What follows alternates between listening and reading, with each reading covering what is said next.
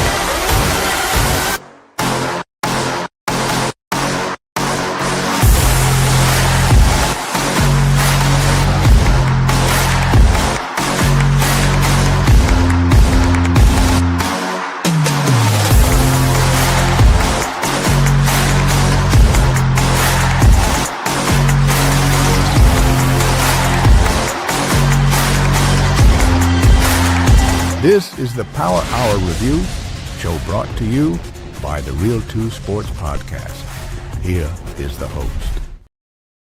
All right, man, we thank you so very much for being here with us on this Tuesday night. Tuesday night, man. This is the Real Sports Power Hour Review show brought to you by the Real Sports Podcast. And tonight, these gentlemen, will Mark come back?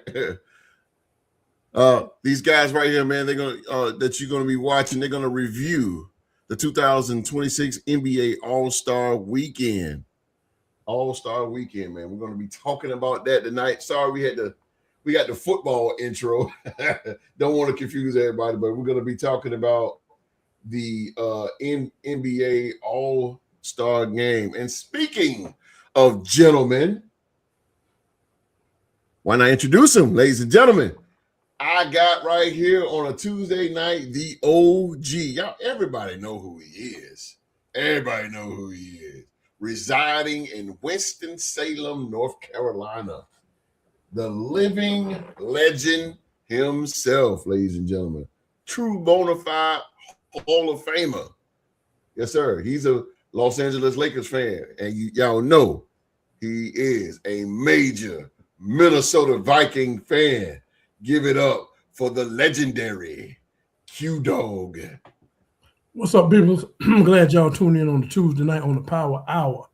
We're here to answer all your questions from the live chat. You know, this is y'all time in the Power Hour to express y'all feelings about the subject matter we're about to talk about. So let's just, for an hour, just sit back and relax and have a little fun with the Real Sport Podcast. Glad y'all can tune in. Oh, that's right. Come on, live chat. We're gonna wake y'all asses up. It's been a minute.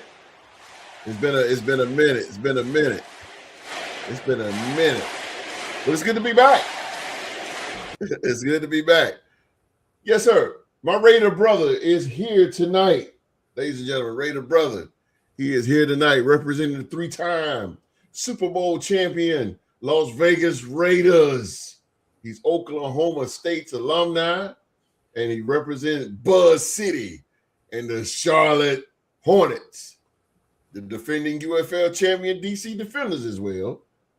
But most importantly, he is the 2025 Real Sports Podcast MVP, voted by you, the people. He is Mr. Young Mark. Oh, man, what's going on, ladies and gentlemen? It is great to be back in the Real Sports Podcast house yet again. I have missed you guys. It's always nice to be able to talk sports with my brothers, OG and the host. So Man, I can't wait, man. Let's get into it. It's great to be able to talk some basketball again, man. Let's go, Black City. I know, right? Basketball finally gave us something to talk about. Yes, sir. Finally gave us something to talk about. Oh boy, who is picking up Tyreek Hill and Chubb? Already asking questions. All right, fellas, y'all want to take a shot at that? Appreciate you, Jason, for your question. Appreciate you. You want to start, Mark? You want to start first? If I'm a team like Buffalo, or a team like Las Vegas that needs some help on the defensive line, I'm definitely giving Bradley Chubb a call. The dude's motor doesn't stop. He's rebounded from his ACL injury very nicely. So yeah, I would definitely like if I'm a team that needs some help in the D line, I'm giving Bradley a call. For Tyreek Hill, this is gonna suck. And I hate to do it, but the main place I could see him really like making an impact would be two places that are in my division. It would be either the team with a good barbecue where he started out at, or reunited with his old head coach, Mike McDonald, down there in LA with Justin Herbert and the Chargers. So one of those two places for Tyreek Hill. Go Pokes. I can see him going back to Kansas City. I can see that. What you think, Q? Well, with Chubb, I can see that, and we consider how the last two Super Bowls have been dominating on defense, that pressure that you're getting from that front four, and so this is a copycat league, and I really feel that players like him, is going to have opportunity because players want to, teams want to, take a bite out of crime when it comes to those last two Super Bowls and build that defensive line. Now it's all about getting that pressure with that front four. So they can add anybody that's going to crack that pocket and bring pressure. He's a high commodity. So I look for him to go with adding on to defensive lines in the NFL. I don't know where. But Brian Flores, we can definitely use him. So that's my man. He can turn him into a star. Tyreek Hill, I would expect the best out of Tyreek Hill just coming off that ACL turn. He's not going to be as fast as he was. He's still going to have that diva mentality. And so, it depends on if you want to deal with that. Like a team like Buffalo or somebody like that, that's in need of in need of a wide receiver. But he's not going to play like a number one. It's going to take him a little minute. Yeah. It's going to take him a little minute to come up with that. So let that be expected. Mm-hmm. You said NFL free draft coming, folks. Is Seattle keeping K9, which is Kenneth Walker? Whew, that's a great question. Yeah. What y'all think? From what I've heard is that, the other running back, the one that got hurt, Charbonnet. I'm thinking they might be maybe the person might be too high. You know what I'm saying? I mean, team's gonna want him, and so I don't know if they'll be able to afford to keep him. We looking for a back ourselves. Minnesota, we have some needs, we got some holes we need to fill, and that's one of them, running back. So we'll take him as a Viking. I like his cutback ability. Seattle got to be a fool. It's all about, when it comes down to these things, a lot of times it's about that dollar bill, it's about that price range. You know what I'm saying? Yeah, it's like the market. You might can get so much on the market that you're not willing to pay. So they're gonna have to dig deep. They can't get them on the cheap. Holy shit! Walker. Boy. We'll see, brother. What you say, Mark? I'm just sitting here and I find it funny because before the show, OG and host were telling me about Minnesota is going to be really good next year, and they have up and down years. Last year was a down year. Next year they're going to get it together. They got a new general manager, and every time a free agency question has come up here tonight, OG yeah, we'll take him in Minnesota. Yeah, we'll take him. if y'all good, and y'all have ready to go. Why do you need all these free agents, man? That's the only takeaway from this. You got to catch them all. Voice ain't there no more, so we can grab all we want to grab now. I hear Oh that, man, boy. You gotta get what you get, boy. I tell you. But I don't think Kenny Walker. I don't think Kenny Walker's gonna leave. I think they're gonna throw a it's gonna be bag at him. tough, man. Yeah, it's gonna be hella tough. I mean, you losing the Super Bowl MVP, bro. Uh, I don't know.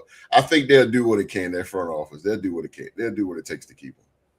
I think so. I don't know, man. The GM that they got there, I give him credit because he knows when it's the right time to move on from people. I mean, look how quickly he got Pete Carroll and everybody from that Legion of Boom era up out of there, and look how quickly they got to another Super Bowl. So yeah, if anybody knows what the right thing to do is, it's definitely that GM. I tell you what, if they let him move, boy, I know the Tennessee Titans gonna be sniffing. Mm-mm. I don't They're know, gonna be. man. They They might get might get Jeremiah Jeremiah Love. Love. Yeah, I think they got their eyes on Jeremiah Love. Kansas City. Fuck no. I can't have Kenny walking out They there. would have. No. That's I gonna be don't think he crazy. what they need though. Like they need a prototypical like number one back. I'm not saying that Kenneth Walker isn't that. I just don't think he's what they need with a team with a good barbecue. He need to stay. I understand Clint Kubiak is gone, but I think he need to stay. I mean, stay where you're at, Kenny Walk, and just build your legacy there. You already got the Super Bowl. You got the Super Bowl MVP, man. Just keep running, bro. And you're on a good team, a good solid team too. They got to pay And him though. yeah, Deal up. I think true. I think they're gonna do what it takes to do it. Even if you got to cut a few here and there, but Seattle's budget is a little tight. I haven't looked.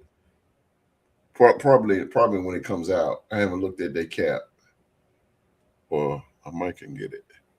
I haven't looked at their cap, man, but it ain't all that. Uh-oh. She's here.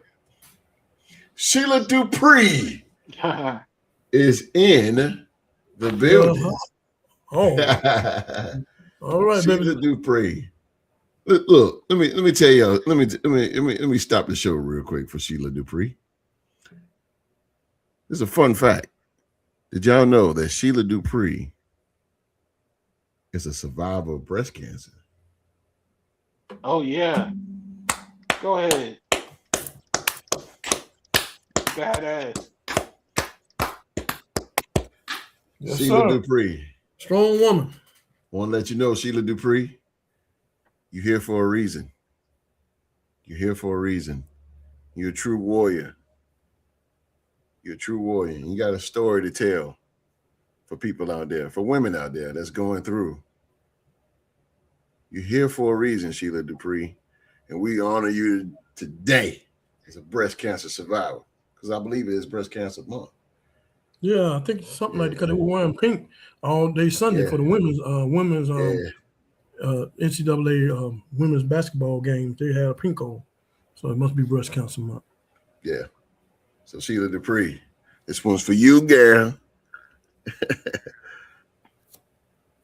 Survivor Sheila Dupree, man. I tell you, I had to put your business out there, but hey, it is what it is, man. I think it's a grand thing that we put that out there for people, because it let people know there's hope. There's hope, and Sheila Dupree is a living example of it. Sheila Dupree. Hawks got the fourth most cap. I did not know that. Appreciate you. Jason is on it. Jason is on it, bro. Yeah. Sheila Dupree. Oh, you're more than welcome, girl. You're more than welcome. You inspire us. You inspire us, Sheila Dupree. Sheila Dupree. Oh, hey Jason, man, if you got any more, man, hey, my guys, they always ready. My two guys right here, they are always ready. So you got any more? I know we in the basketball, but if you got a football question or whatever the case may be, man, these guys are willing and able, man. They will answer your question the best way they possibly can. But I just want to real quick, man. It kind of my wife told me today, man, but lost a true pioneer in Jesse Jackson. Oh man. Jesse Jackson passed away today. And those who know Jesse Jackson, a true uh, pioneer in the civil rights. Um, Jesse Jackson, he passed away today. And man, I remember Jesse Jackson was major in the 80s, boy. I think he ran for president one time. Yeah, he did. Yeah. He was really major, a big influence to all African American people out there. No nonsense guy that was not afraid to just say how it is. And a true civil rights pioneer, Jesse Jackson. Send our deepest condolences to Jesse Jackson and his family. But yeah, man. The Reverend Jesse Jackson. Q, I know you can speak more on it. I'll give you a little time to, if you want to hit on that if you want. If not.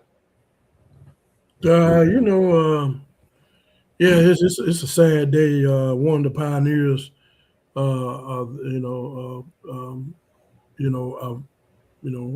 African Americans, and he was the one that marched with Martin Luther King. Basically side by side, basically was tutored in a way, as so to speak, to fight with the Dr. King and all the things that we had to go through to get to the point where we at now. A true pioneer, uh, uh, fighting for justice. One of the pillars of the black community, of the black nation. As black people, have you can't mention anything about the history of black people without mentioning him or Al Sharpton. Yes, sir. Some brothers are always there. Yep. And so we're gonna miss him, but we'll never forget the work that he put in. The work that I think his son was a governor at one time. I think his son was. And so he paved the way for a lot of African Americans really to be politicians, and do the things that, all his blood, sweat, and tears gave us the opportunity to do some of the things that we couldn't do at one period of time. And Jesse Jackson, man, man, I tell you, you're going to be missed. I tell you that much. You're going to be missed.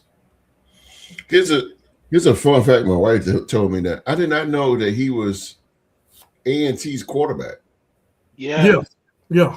I was about to bring that up, host. Oh wow, I did not know that. What year was that, Mark? He played QB at A&T back in. Hold on, let me get the dates for you. I didn't know that. That's crazy. I did not know that. You learn something new every day. It was in the 60s. He originally had a full football scholarship to go play at the University of Illinois. So as great as people know him to be as like the civil rights leader, keeping on the Real Sports podcast, he was a hell of an athlete too. And to be a black man and to get a full ride scholarship to a big time school at the University of Illinois in the late 50s speaks to just how much of an athlete he was. Oh yeah. But true to his character, he turned down the scholarship because they told him that since he was black, he couldn't play quarterback. So that's what led him to transfer to North Carolina A&T, and that's where he played college football and had a great career in Aggie land. So shout out to the Aggies right down the road from us here in good old North Carolina in Guilford County. But definitely rest in peace to a legend, man. He passed today, John Stevenson. He passed today. He's a huge reason why the three of us are here tonight, on this platform, able to talk to you guys. True. Very true, he brother. fought for us to have, the ability to get out and vote and to earn an honest living every day at a job, and just a lot of things we take for granted that we sometimes, complain about or wish were better. Absolutely. We wouldn't be in this position if it weren't for the sacrifices that he and so many others made back in the day. Absolutely. John Stevenson, yes, yep, he did, man. He did. Pioneer, Jesse Jackson. All right, let's switch gears here. Let's go on this 2026 NBA All-Star Weekend. What was it, Friday? Was it Friday, the game? The Rising Stars game? Yeah. Yeah.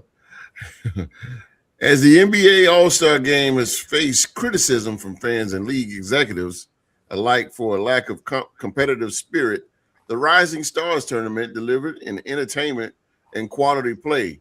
In the end, it was Team Vince, led by NBA Hall of Famer Vince Carter, who won the championship behind the play of 76ers rookie guard VJ Edgecombe.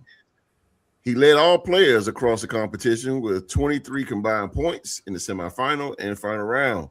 Team Vince toppled Team Mello by 1 point, 25-24 in the championship game.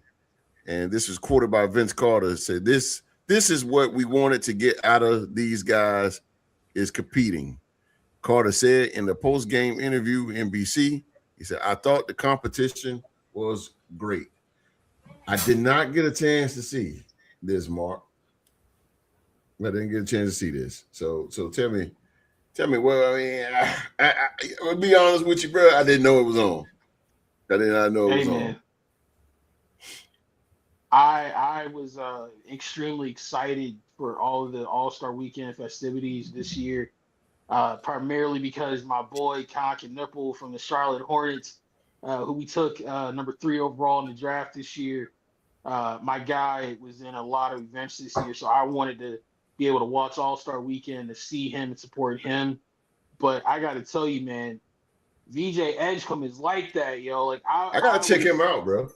Bro, I was dumbfounded the week before All-Star when the 76ers traded the young man McCain that they just drafted from Duke. I was like, why did they trade him? He's so young. They literally just got him.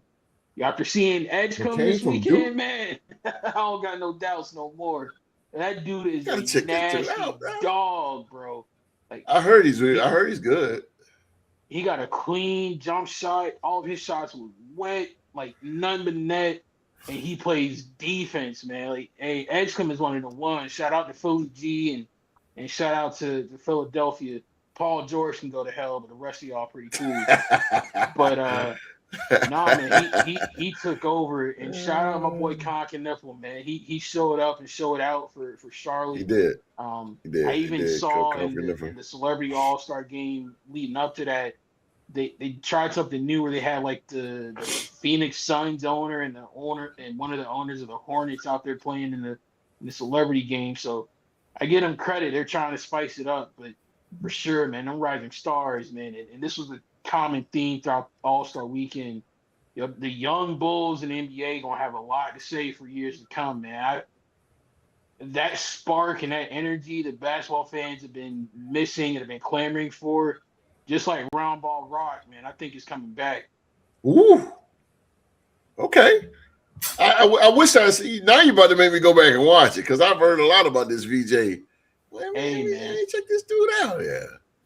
Oh man, what is going on? NBA sucks now. All players are hoes. LeBron is queen of hoes. Oh man. Damn. Take your frustration out. Well, I agree with some of what he said. Yeah. Happy brother, you have been promoted to the big show. Absolutely. Jesse Jackson. Yeah, man. Yeah, absolutely. Ed Mendel, he says, remember the old days, Magic versus MJ, Kobe versus LeBron. Remember when Kobe cooked LeBron's ass in the All-Star game? I remember he did. He shut him down. I remember that. Kobe was playing defense from from one side of the court to the other. Kobe was not letting LeBron James breathe. And that's what I'm talking about. Man, God bless Kobe Bean Bryant, man, I swear. Yes, sir. God, man, that dude. I'm watching. I'll get to that. We'll get to the game. It's crazy. But yeah, Team Vince Carter beat Team Carmelo by 1 point, man. Like I said, and Mark really got me. So, and those of you who don't know the MVP, young Mark, I'm telling you, he's not a basketball guy whatsoever. He's not a basketball guy. But if he's praising this guy like this guy must be the truth. So I got to go back and check him out. I got to check this game out. If That's I can the be must. real with you, host, like yeah, like normally I'm not a basketball dude, but something about like NBC getting a hold of the NBA's rights again kind of reinvigorated me and got me back into it because with those guys, man, it's like the effort that they're putting into the presentation makes basketball fun I again. agree. So NBC is a great production company. yeah, man. They just don't have the talent. Let me leave that Yeah. alone. Oh, whoa, hold up, man. Yeah, leave that Yeah, alone. well, I'm gonna say what I'm gonna say. And the NBA just don't strike my interest no more. I mean, I'm kind of like the guy who just commented. I mean, it just don't. It's I heard they're talking about this ain't got nothing to do with being prejudice or nothing like that, but they're talking about they need to make the All-Star game black versus white. They think that Oh, I seen that. That's you on do, terrible. yeah, you do that, you'll make they'll be more competitive more. Yeah. I think there's a lot of skilled white guys in the NBA, especially a lot of Europeans that's in the NBA that will give the brothers a run. Yes, To sir. me, but that's either here nor there. I just think they need to take it back to the old West versus East, man. I mean, all these team bronze and team this and team. I just don't like all that, man. I just East versus West. You're the guys that you establish an East team that they play against each other all year long. Now they finally got a time to reunite their talents. Against the one you compete with in your conference, and then you do the same thing with the Western. You know what I'm saying? That you take that talent, and build a super squad, and y'all just take down the NBA. I think they need to go back to the introduction when you introduce the players in. Tell them what school they came from, what year they're in the NBA, to make it more exciting for people to, you see that, like, oh man, okay, yeah. A lot of stuff you might not know about certain players. You don't know if they've been in the league 8 years. You don't know at what college they came from. You just know them from the NBA. They might have came from a small college. Yeah. And then make you more excited about the bio of that person. The bio of them. They did the intro. I get where you coming from, Q. They did do that, but they did it like how NFL does it. Kevin Durant, University of Texas. I'm like, no, fuck that. No, they need to do it like basketball and come out. You do what you do. You bring out the bench players first. Then everybody come out and you what school they went to, what year they in the league, let them line up. Yeah. Then you get to the starters, do the same thing. And then, that way every viewer will get a good bio of that person. Unless you're going to research them yourself, but otherwise than that, it can be a shocker to me and you or whatever. We didn't know this person went that college or this person didn't, or whatever, because all we see them is in the NBA. We don't know their history. Yeah. Well, it's good to know a player's history. And then also those who are currently trying to get into the NBA or just messing around a Division II team or Division small college or whatever, that gives them hope. That so-and-so, I didn't know that. Then, they might go out there and work on their craft that much harder because someone that's playing the NBA was in your shoes at one time. So these little small things that, that we trying to grab the crowd again and get the NBA exciting again. I just think that a lot of times, when I put on the NBA, I can't get but 5 minutes, good 5 minutes out of it because it just, any time when you had Reggie Miller playing, you gonna get a show. You already know it. Sit down and grab your popcorn. You're going to get a show. Mm-hmm. Barkley, you're gonna get a show. Jordan, you're gonna get a show. Magic, you're gonna get a show. Everybody, these are Showtime people, and that catches that hooks your attention. But now, you got certain players out there that might give you a show. LeBron and Curry, they're on their latter years on the way out the league. So otherwise than that, you don't have those players that make you want to hold you on a game, and it just I don't know what they have to do to get the ratings up. We did a show about the ratings on the Christmas Day and how they fell down in front of the NFL. The NFL is just so high rising, you know what I'm saying? Because you got a lot of women watch football these days, and so that's why you had the ratings during the Super Bowl time. That the basketball normally, like Mark's, like we already know that is a spot for NBA basketball Christmas Day. It's always been like that. Always. But now for something, they done fell off bad. I mean, the percentages fell off bad. That was more Christmas Day was more like rival. It was like you get your rival games. You know what I'm saying? And it was more rival games. Those teams that that you put rival at the beginning of the season. That first game. You get those same type of teams that you're playing in the Christmas Day. Yeah. You know what I'm saying? True. And but it wasn't nothing that will hold you. You know what I mean? It just I don't know. Maybe it's just the players. Yeah, that's exactly what it is. I think it's just the players. I just I think they play, but they're no killers out there. No, hell no. Somebody want to take your heart out your chest. Oh, I'm talking about. They're out there, OG. I mean, well, they must be behind a rock because they're out there. I mean, they don't show killer instincts when they're out there on the court.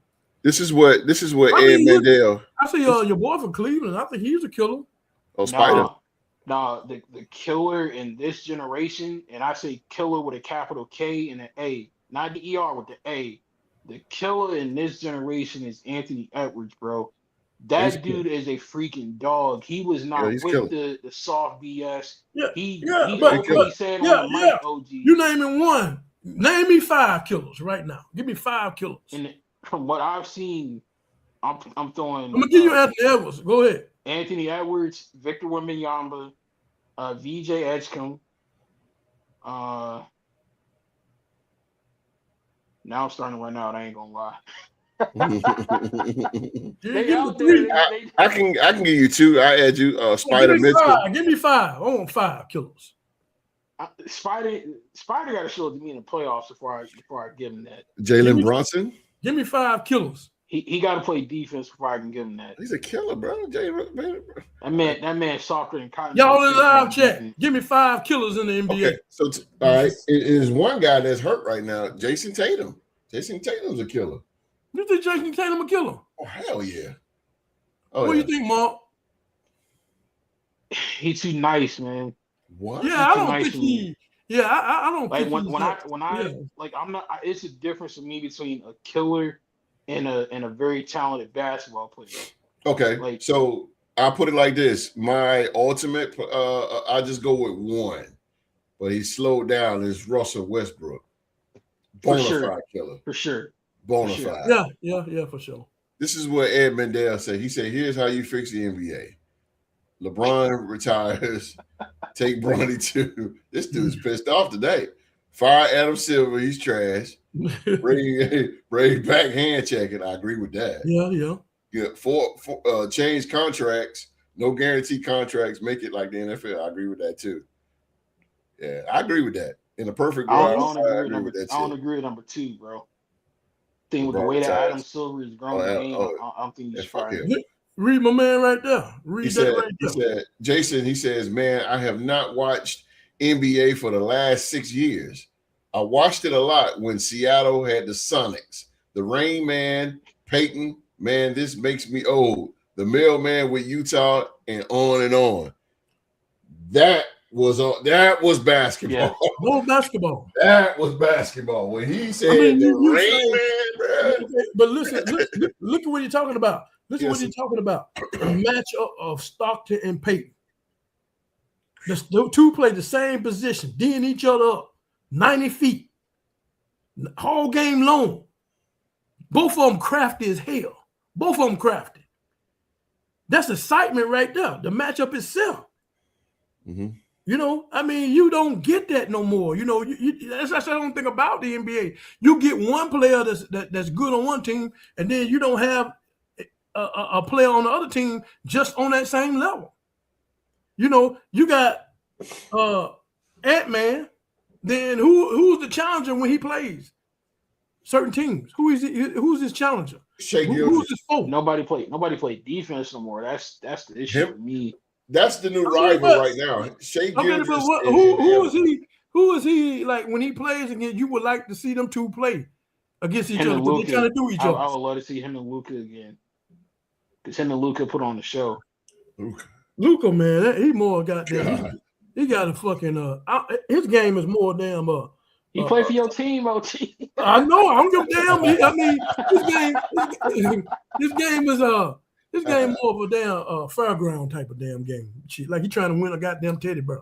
I mean, I just don't like his damn. Luka cannot play with. He cries too much, man. He's so worried about getting calls from the foul. He would rather spend time with the ref than run a fast break. You see when he try to do a layup, he's so fucking slow. And all he want to do is cock that goddamn. Now he got range. Now I can't take that away from him. He got hella range. He did it last year. Yeah, but that's all the fuck he want to do. But he shot it on Rudy Gobert. Come on now, Rudy Gobert is not a perimeter defensive guy. He multi-time defensive player of the year though. Yeah, down low, but he no perimeter defender. Get out of here. You do that on Derek Harper, then you call me, bruh. Or Gary Payton. Or somebody like that. Hell no. Both his boys playing in the NBA, don't they? Derek Harper? Yeah, Ron Harper. Ron Harper does. No, Ron Harper. Yeah. Mm-hmm. Yeah, they were in the. What's up, Banana? Banana's back. The Rising Stars Challenge, OG. What's up, bro? Said, what's up, man? I'm back. I've been really busy, but been trying to get on the stream. Man, we've been busy too, man. I'm glad you're here, though, man. What's up, bro? Glad you thought about it. Glad you thought about it. That's what's up, man. Good, man. I know how it is being busy, man. But listen. Banana, keep chasing the bag. You keep chasing that. There you go, host. Tell him again. He hear you, host. Keep chasing that bag. There you go, baby. No matter what. A wise man told me keep clocking in. It's gonna work itself out. It'll work itself out, baby. Yes, sir. I ain't mad at you, brother. Jason, he said I got to ask the host. Oh! This is ask the host. Okay. He said, I got to ask the host, how excited are you that you all stole Kubiak from the Hawks? I got to give the 2 years. I think Kubiak is talent. Actually, we was going to talk about that Saturday, but I can say a little bit now, man. You know, to be honest with you, Jason, I'm really excited, man. I'm excited. Kubiak is he come from a very offensive, I'll make it brief, a very offensive minded family. Gary Kubiak, who played alongside John Elway back in the day. So, he grew up Broncos and, just offense just is in that blood. And he don't bring a lot of energy. He's not that type of guy. But what he brings is knowledge. And yeah, I always say that the Raiders we don't need the excitement. I mean, we do. But that was the great thing about John Gruden. He brought the excitement and he brought the X's and O's. Kubiak is going to bring the X's and O's. That's fine right now. We can celebrate and have the excitement later because we're such in a hole right now that we need to worry about the X's and the O's and damn the hype and all that shit later. We do all that later. We need to get to work. And that's what I like about Kubiak. He was ready to get to work. I mean, he only celebrated one day after winning the Super Bowl, and he went immediately to work. Something what Kevin O'Connell did when he won a Super Bowl with the Rams. Immediately, he went right to work with the Vikings. But and that's what I'm talking about. And I'm just excited, man. I like the coaching staff that he chose. I'm really ecstatic about it, man. 38 years old, young guy. We can keep him for a few years. Guys want to play for him, so I'm really. I don't think we stole him. I think Tom Brady was a major influence because I mean, who wouldn't want to play for Tom Brady, who's quoted the greatest of all time? So I'm happy for it, brother. I'm happy for it. Can I pick it back off of that a little bit? Yes, sir. I like what you just said that when you was talking, you were saying that y'all are in a hole. Yes, sir. That's what y'all are. Y'all in a hole. Yes, sir. And I hate to say it, y'all been in dormant for a long time. Yes, sir. And it's just the fact that y'all got to get somebody that's gonna put y'all up where y'all can peak. There you go. Y'all got to be able to peak now. You know what I'm saying? So that's gonna take some time. I really feel that, like you say, he's an X and O's guy. He's gonna get. It's just like a car that just needs a new engine or something like that. Get the engine rebuilt or something like. Get the cylinders running and all that. That's what's gonna happen. You got to bear with the Raiders. You got to bear with them. Yep. We can't say because of all this and we get excited about them. I don't get excited like that because I know that it takes time. Takes time. You know what I'm saying? You're going to see some productivity here and there. But then you're going to see the reason why they kept y'all in the hole. Absolutely. You know what I'm saying? So, that's going to take time, man. You know what I'm saying? But maybe 3 years from now, we'll be talking a different story. Yeah, that's what I'm saying.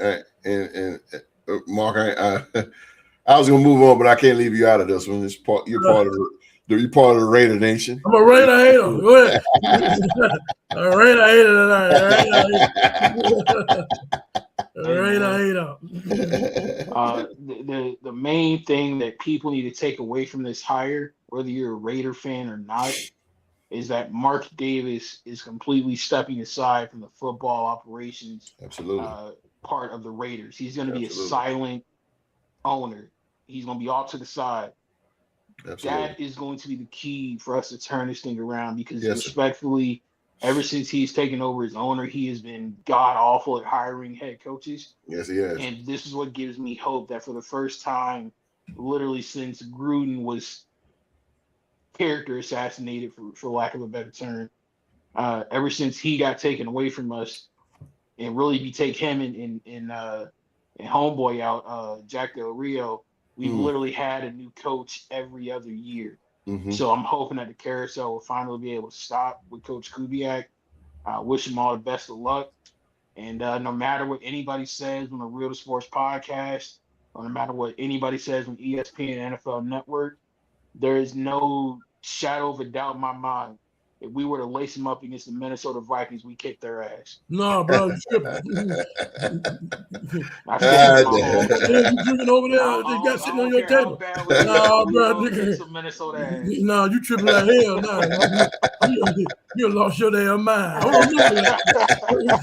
I remember that. I ain't you know when the season starts, you always come back over.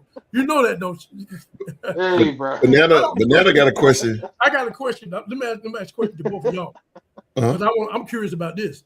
When y'all draft Mendoza, and everybody know that y'all going to draft him, are y'all going to draft a veteran quarterback that he can learn up on, or y'all throw him straight to the Wolves? I go. I would rather have. I would rather have somebody like a veteran to come back. I won't want to throw him to the Wolves yet because again, you got to go through all season training camp, and it's a big transition from national championship in college to the NFL pros. Yes, These guys are much bigger and much faster, and I think it takes a while for you to feel the NFL atmosphere, the game to slow down. So I think you need to throw a quarterback in, and hopefully, I'm gonna shoot it out there, but hopefully, some way, somehow, man, Derek Carr can lace him up again one more time for us, man. That'll be something. You got excited as hell now.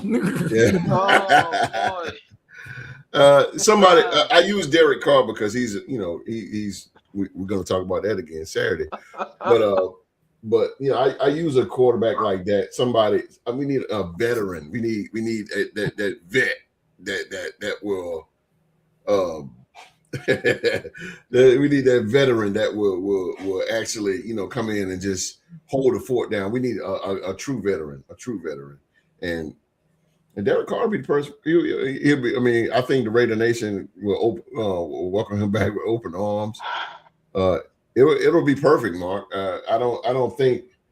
And listen, let's just say this happened, and I shut up. But it won't. I would not expect Derek Carr from 2016. I wouldn't expect that. But he is a smart guy, and he is a smart quarterback. Just somebody that's going to get us over the hump. There's somebody that Mendoza can learn from, because there's really no veterans out there right now that we can get besides Kirk Cousins. And what we're going to do with him.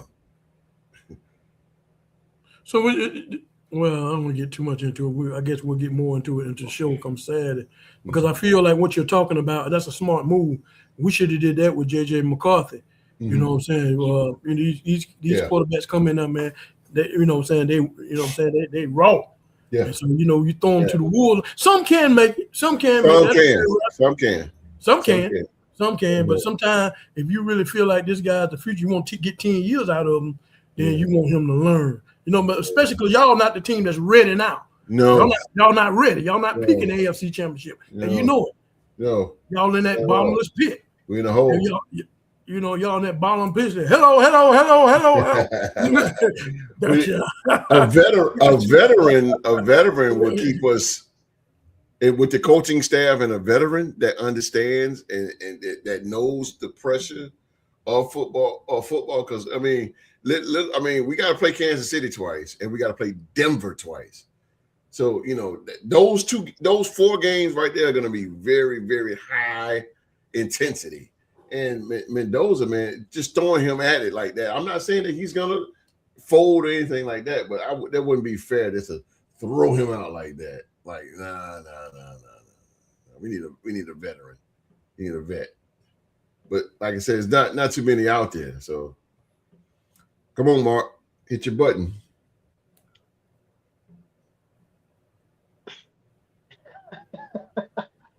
Everybody knows that my favorite quarterback of all time is Derek Dallas Carr. And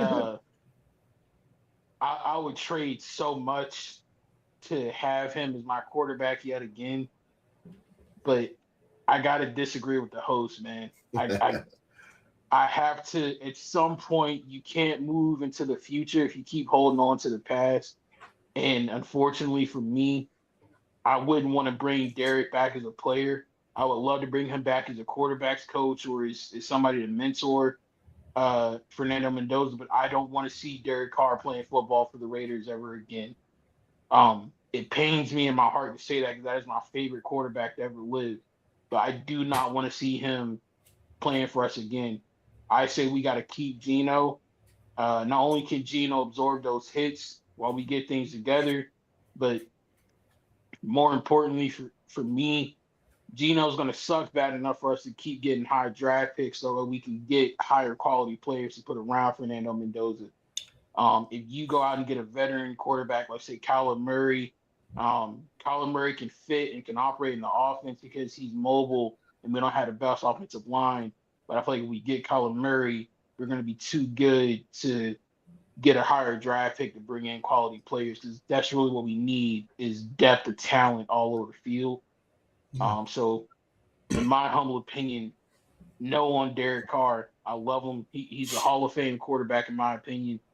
But I can't do that again. It's we gotta let him go. We gotta move on. If he comes out of retirement, he can go to Minnesota and probably lead them to the NFC Championship game, like all by society really could. But nah, Mendoza is a very tough dude. College football is one of my main levels. When he was at Cal, before he got DN, when he was at Cal, he didn't really have a whole lot of talent around him, especially in terms of protection in his offensive line. He had to go up against the University of Miami at a 10 p.m. Eastern time game. He was beat to hell. He was beaten up. He willed his team. And in all honesty, Cam Ward and Miami should have lost that game. But because they had Fernando Mendoza at Cal, it took a non-call targeting hit to take him out of the game. Mendoza is as tough as he is smart.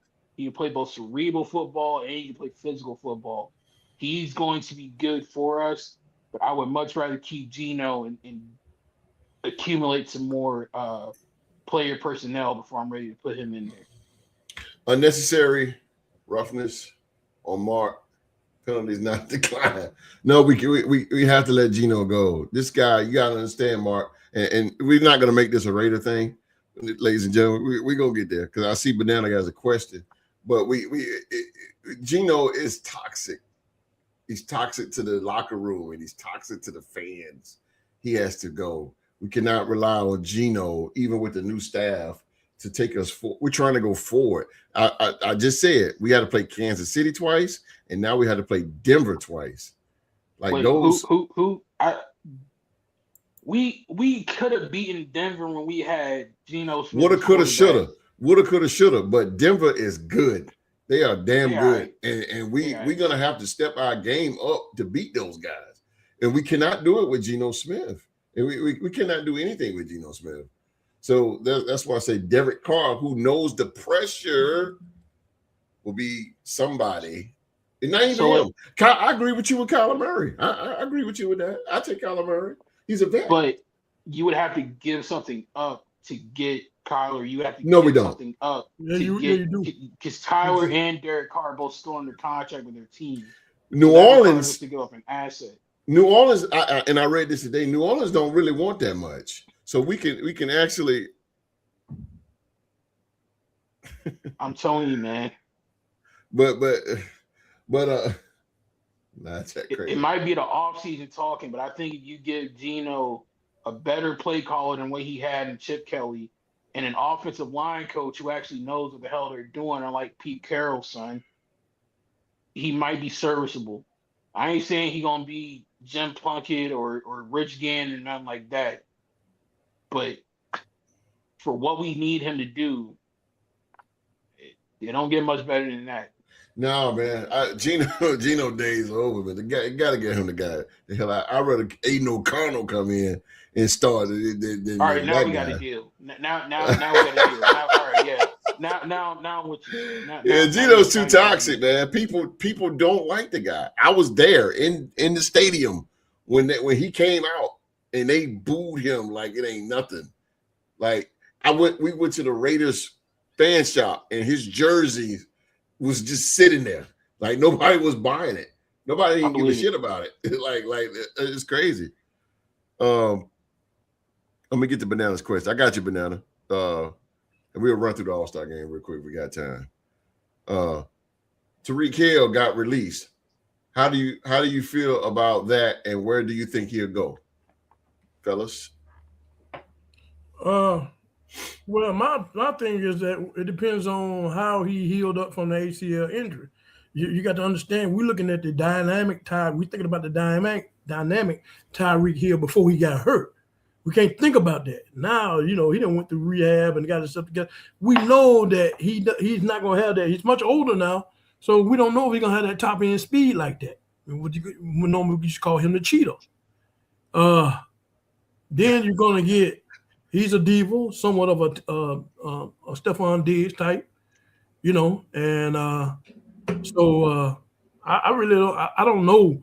It's going to be somebody that really, needs it now. That needs a wide receiver, maybe Buffalo. Somebody can take that top end off of defense. If he still got that speed. I don't know. Maybe Cleveland or somebody needs some receivers. That'd be terrible for them to go there, but I don't know if anybody really want to, deal with anybody that's up and coming will want to take on him because he's not the same Tyreek Hill that we used to seeing. We got to know that. So, I don't know. I don't know who it might take him. I wouldn't mind, and I'm gonna go out of the rim here, live chat. I'm gonna go out of the rim here because I just thought about it. I wouldn't mind seeing him pairing up with Baker Mayfield down in Tampa. Mike Evans is on his way out. Why not give it a run at Tampa? Tampa's a decent team. They steady in the playoffs. They run in that division. Why not pair up? Baker Mayfield's gonna need a top guy.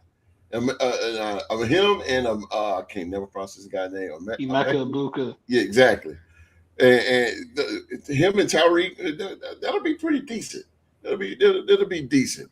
Tyreek needs to go to the NFC South. I mean, the NFC period. He just need to go there and get some NFC football in him. I can see him with the 49ers.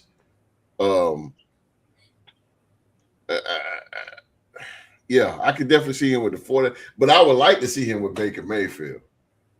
I like to see him with Baker Mayfield. That'll be pretty cool. That offense needs that offense aerial offense of the Tampa Bay Buccaneers need a oomph. There's an oomph to it because your boy's getting double teamed now. So what's his name again, Mark? Emeka Egbuka. Yeah, he's getting double teamed a lot now because he was on fire, and now teams will start double teaming. So then he disappears in that double team, kind of like with Steve Smith from the Panthers. He was so good, and then they started double teaming. But go ahead, Mark. I'm sorry. I disagree. I don't think I would put him in Tampa just because you already have a young, speedy slot receiver in Emeka Egbuka. I don't think Tyreek would be what they would need. To be honest with you, God, I hate to say this out loud. Jesus. There's a team in the AFC North that I despise who I can see him fitting in pretty good up there. Just because he'd be a good compliment to DK Metcalf. You already got some good running backs in Gainwell and my boy Jalen. So maybe that team in the AFC North that I can't stand will be a good fit for him, but I don't know if I'd put him in Tampa. I tell you, Tampa, man, because Tampa runs trip bunches, and that's how Tyreek made his excuse me, he made his money. Mike McDaniel seen it too, and they was running trip bunches with him and Waddle. So that's why I say Tampa, because they run trip bunch, or Kansas City. Those two right there. I see him going back home to Kansas City, but if you go to Pittsburgh, Mike McCarthy don't run no trip bunches. So but just in terms of like complementing what they already have, I think that'd be a fit. I think the best fit would be for him to go back home with Andy Reid, but I don't think I can't see Tampa. There's just something about Tampa that's just throwing me off. Philly Mike OG. Oh, built Love a beanbag that got sat in.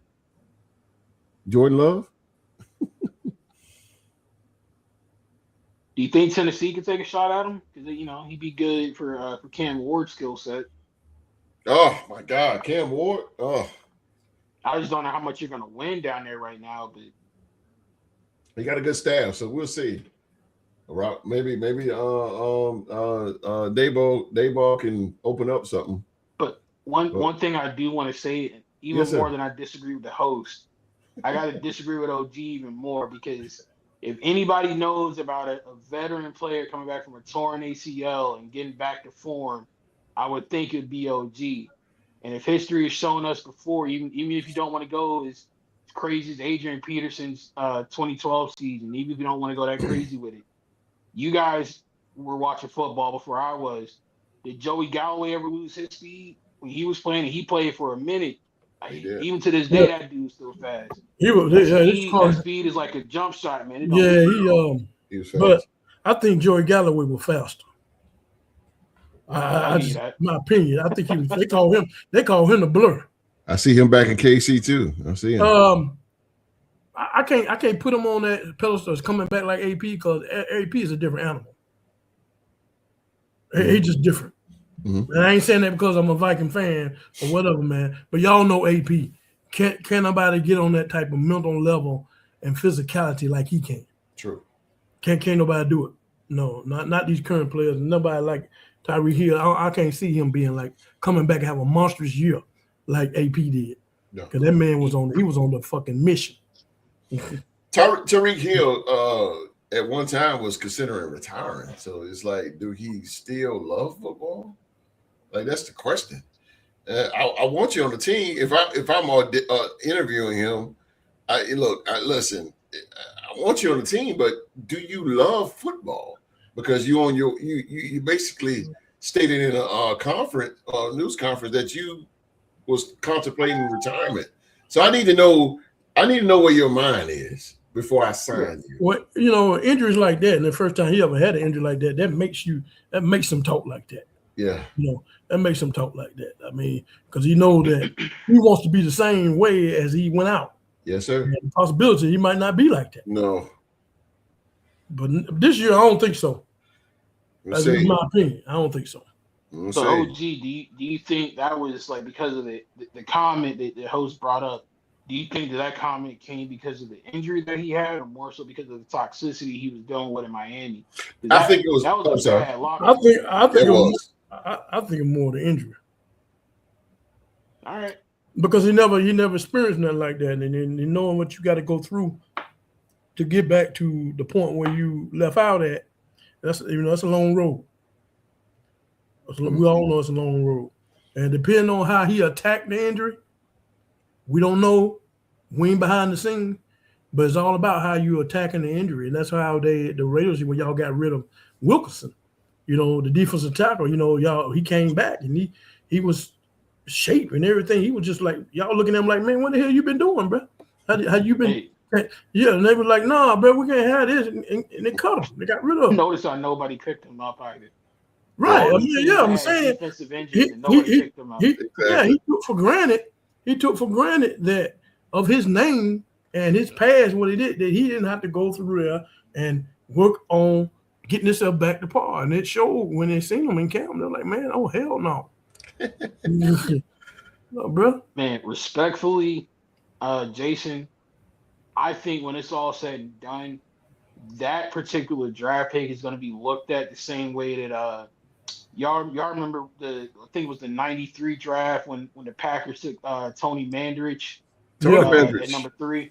Yeah, I think this Tua pick gonna be up there with that draft pick. Like that joint was not only what the hell were you thinking, but like look at how badly that came back to bite you. Well, Flores was trying to tell you. Like I said, he was trying to tell you the whole time. Jefferson not wrong. OG not wrong. Oh, it said Jefferson wants to be traded. No, he don't want to be traded, bro. Get up off of it. You trying to hear that bullshit. I tell you what, Jefferson will light it up this year. I tell you that. Well, they're gonna have to cater to him because his mindset, the bad year that he had, he's not gonna replicate that. I promise you that. LOL. Don't mess with me, bro. Hey, let's run through this. Live chat, y'all got any more? I mean, y'all got it. Listen, we kind of cater to you guys, man. I know we're gonna talk about the All-Star game, but if you guys got more questions for these fellas right here, we'll do that and we can end it. But really quick, I'll just go through the All-Star weekend. Dame Leonard won his third 3-point contest, man. Really quick. How y'all feel about 3-point contest? OG, you want to go first? Well, the 3-point contest is similar like the dunk contest. These are two familiar contests, famous contests in the All-Star weekend. Some of your greats have played in Larry Bird. What's the guy that played for Craig Hodges? Mm-hmm. All your good 3-point specialists. Dale Ellis. I think that I'm just going back in the past. Now you got Dame Lillard and all the guys there. I think the 3-point contest will never disappoint. Absolutely. I just think it won't. I mean, now the dunk contest, now that's something different. Mm-hmm. That's something different. Because what about this? What about this year? This particular 3-point contest right here, though. How did you feel watching it? Was it like one of them get off your seats? Because to be honest with you, Q, when I was watching it, man, I was like, God damn, like man, and I did not know Devin Booker could shoot like that. Like, yeah, but I was telling you, we talked earlier. I'm like, yeah, why I don't never see it in the game? I'm like, you know what I'm saying? I mean, like you say, you've been contested then. Somebody in his face. Yeah. But the thing about it, I see. You see the young man from Charlotte.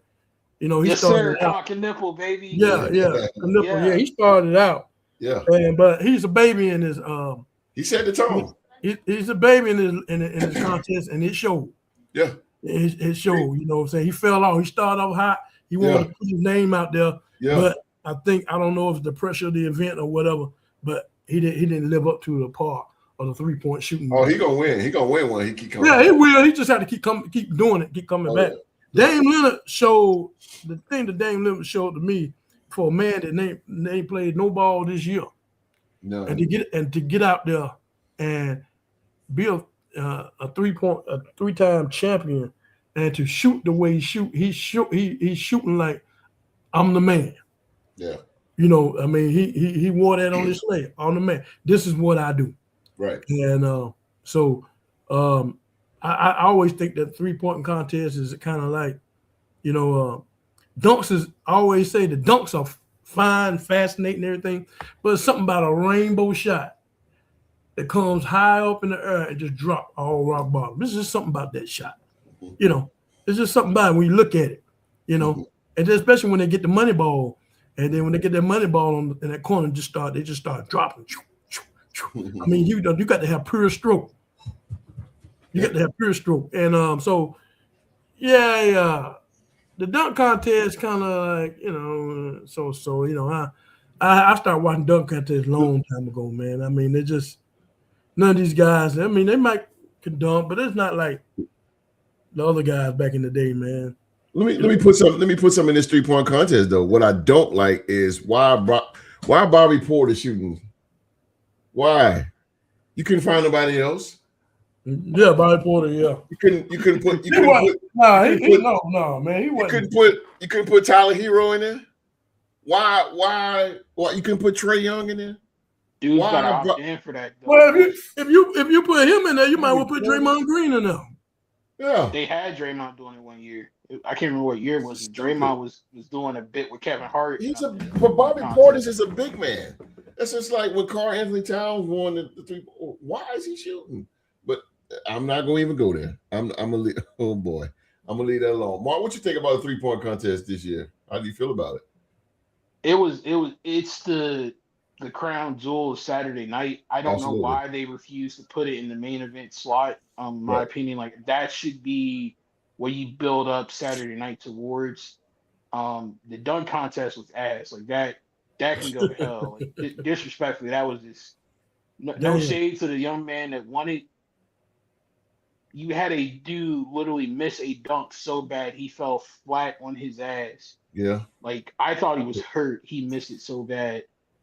Yeah. The dunk contest just need to go away. This one is done. Unless you're gonna get like Zion or Miles Bridges or somebody like that to do it, it's just no point. That needs to be like a special occasion type deal. Let me ask you a question about the dunk contest, and you and I think your host said something about it at one time that they need to get rid of it, and now you're piggybacking on that.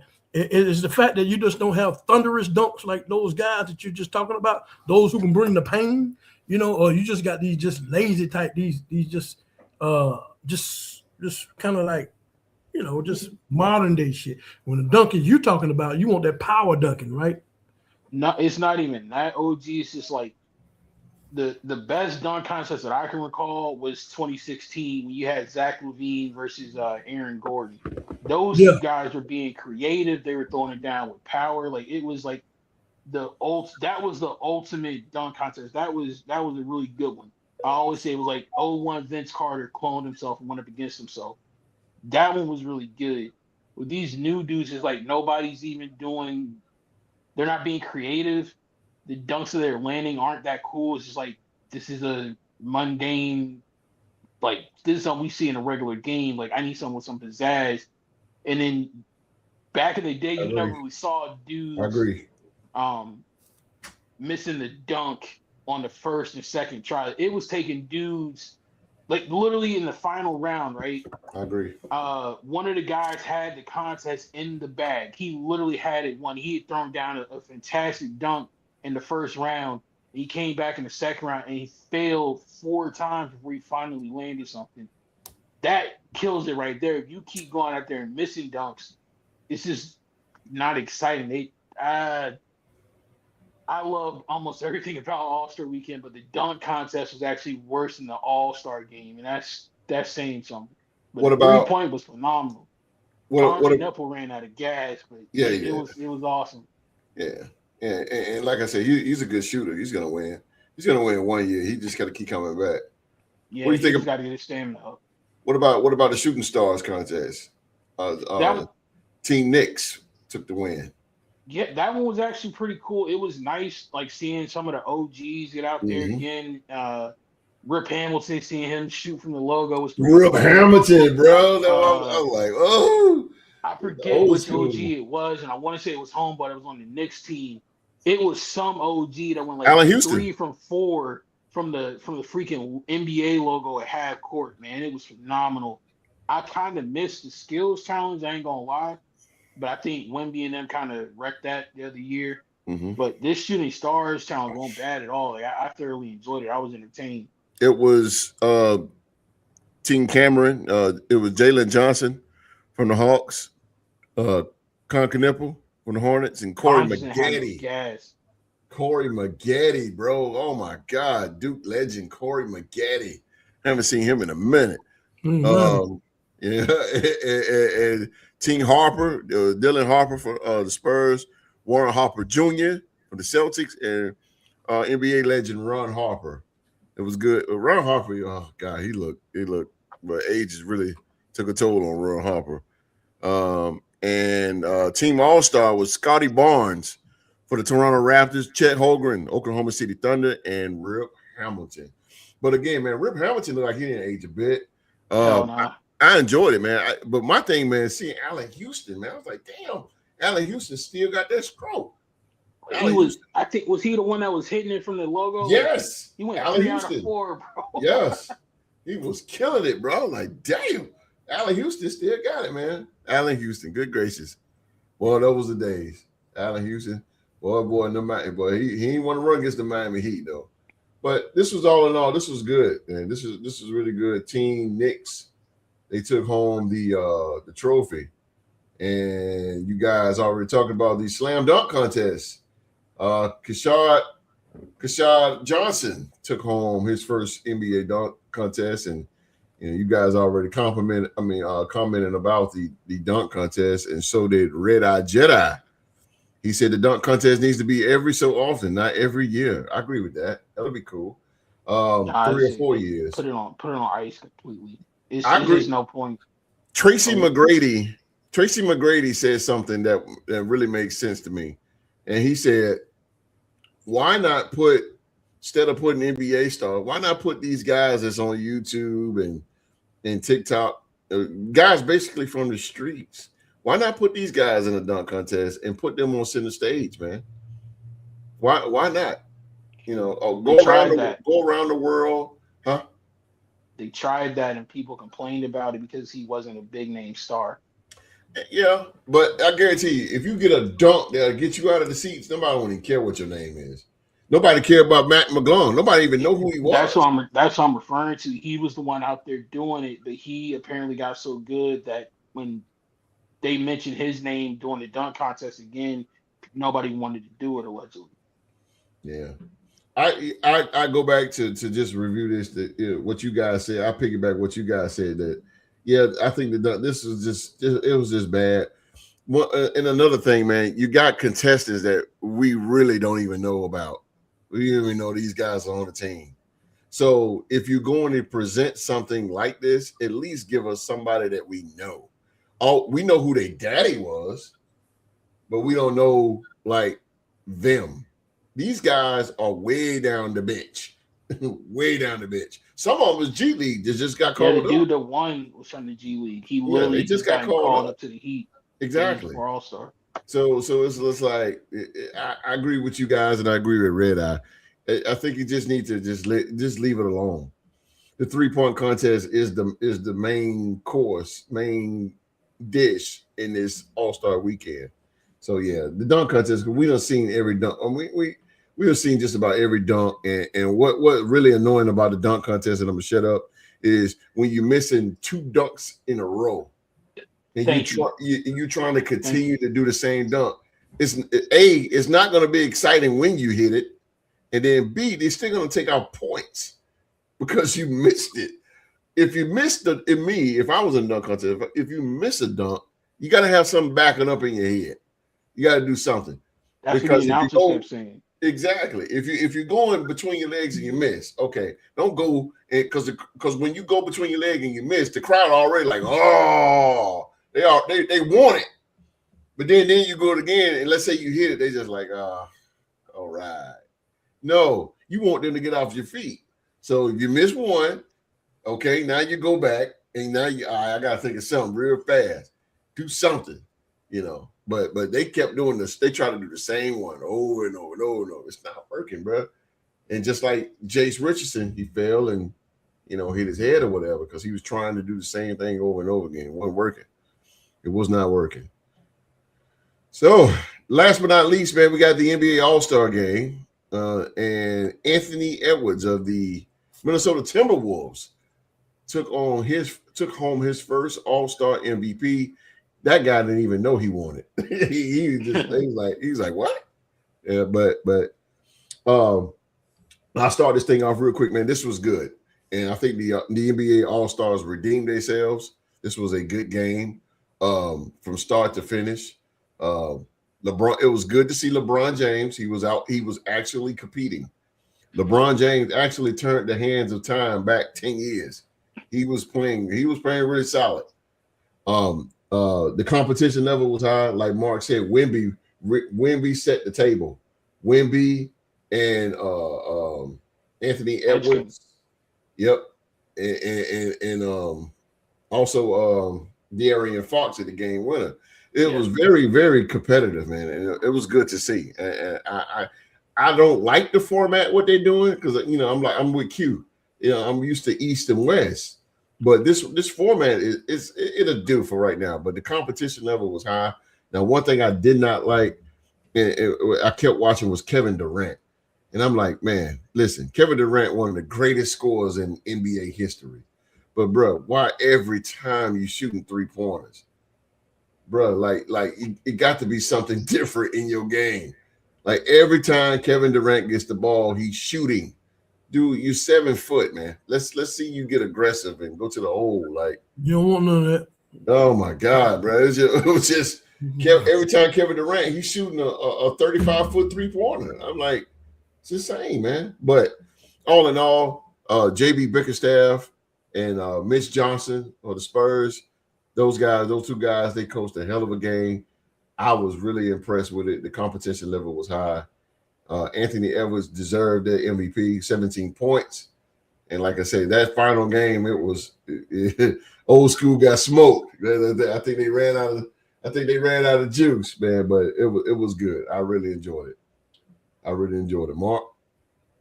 I disagree with my OGs, man. I think they should keep the format that they had, because it naturally brought like juice and competitiveness to it. Yeah. I think the old East and West format is kind of dead, only because like in today's modern NBA, you don't see dudes spending long periods of time at one conference. Like you see dudes getting traded back and forth East to West literally at halftime of games. You know what I mean? Yeah. So I think having the patriotic format to it worked. And if it was this good this year without, the star players from the world team being able to play, imagine how good it's going to be when they get in there. When you have Luka, when you have Joker, like it might be Olympics, close to the Olympics level of competitiveness. But it was in there. Wemby brought the fire and everybody else followed. It was refreshing to me to see how pissed he was when they lost that first game. Yeah, when he shot that three, he missed it. Yeah, he was mad when they were in overtime and they could give up a 2, they just couldn't give up a 3. Yeah, I looked at him too. He wanted to win. He was like, all right, go ahead, shoot the 3 if you want it. We still get the ball. But then somebody else came over to help, and they messed it up. They lost that game, and he was pissed off afterwards. Exactly. Even when he missed that 3, I was like, oh damn, like you could tell. You could tell that he wanted that game, yo. I was like, Dad, this is crazy. It's crazy. Hey, but shout out to him, man. Him, VJ Edgecombe, and Anthony Edwards are definitely the 3 MVPs from the weekend. They brought the fire and they brought the juice and they made it fun. Yeah, that's good to see, man. I enjoyed the All-Star game. It was good. And they definitely redeemed themselves. Everybody was playing defense. It was good. It's good for what it was. Even your man Kawhi Leonard was getting off, man. Kawhi was getting off, bro. He was hooping, bro. Kawhi, I was like, oh my God, the claw. Even Tyrese Maxey was hooping, bro. Yeah, Tyrese Maxey was killing that joint. He got a steal. I like him. He blew by LeBron, layup, and then he got the steal, ran all the way back to the 3-point line. I was like, yo, that's what I'm talking about. Yeah, man. Yeah, all those guys had the eye of the tiger. It's good. Now they need to keep it up on their regular team. If they play like that, throughout the year, I'm definitely tuned into NBA, bro. Good luck. I tune into it, man. Oh man. So that's the All-Star weekend. On to now we got coming up, man, is the trades. I mean, free agency. Free agency is coming up. 3 weeks. 3 weeks, man. New calendar, NFL calendar is going on. Cannot wait. Caps. It's gonna be good. It's gonna be good. It's gonna be good. It's gonna be good. 8:40. All right, ladies and gentlemen. That's our show for tonight, man. As always, we want to thank you for watching another episode of the Ritter Sports Power Hour Review Show. Please continue to drop your comments off, man. Please continue to, if you got any comments, please, man. I would definitely get to them. I may not get to them tonight, but I definitely get to them tomorrow. Just keep on doing that, man. But most importantly, man, don't forget to hit that thumbs up for these two guys right here, the dog and the MVP, Young Mark. Hit that subscribe button, turn on that bell. Turn on the bell. That bell is powerful for all notifications, as we get out of here tonight. But we got to get out of here with the MVP. Oh man, we appreciate you guys hanging out with us tonight. Normally I'd say this is where you get the widest coverage of sports anywhere on YouTube, but if I can switch it up for a moment tonight, be real with you guys, I desperately needed this tonight with my guys, with OG and with the host. I found out yesterday that one of the greatest men to ever live, my granddad, Robert Lee Williams Sr., passed away yesterday. So I want to say thank you to host for giving me a moment to escape that for a moment and to bring some positive endorphins to my mental health. I really needed this, and I appreciate you for it. And for everybody out there, my granddad was a very phenomenal man, and his story is one that needs to be told, and I'm definitely going to tell it. But the main thing to take away is that there's literally nothing in this world that can stop you from achieving great things. Yes, sir. My granddad was born during the Great Depression. He grew up in the Jim Crow infested South and started a family. He overcame Armageddon. They predicted the world was going to end, and he proved them wrong not once but twice. He didn't ever suffer COVID, didn't suffer any dementia or anything that comes with old age. He lived 101 years, and he kicked wife's ass every day of the week. That's what's up. Shout out to my granddad, and I hope that his story for anybody out there listening shows, like, no matter what happens to you, man, you can accomplish something in life. Just treat people with respect, work hard, and good things will happen to you. So that's what's up, man. Folks. And no doubt, man. And our condolences to your family, and to Papa Williams. We call him Papa Williams. Yeah. Sheila Dupree, she said, "So sorry for your loss." Yeah, man. Wow.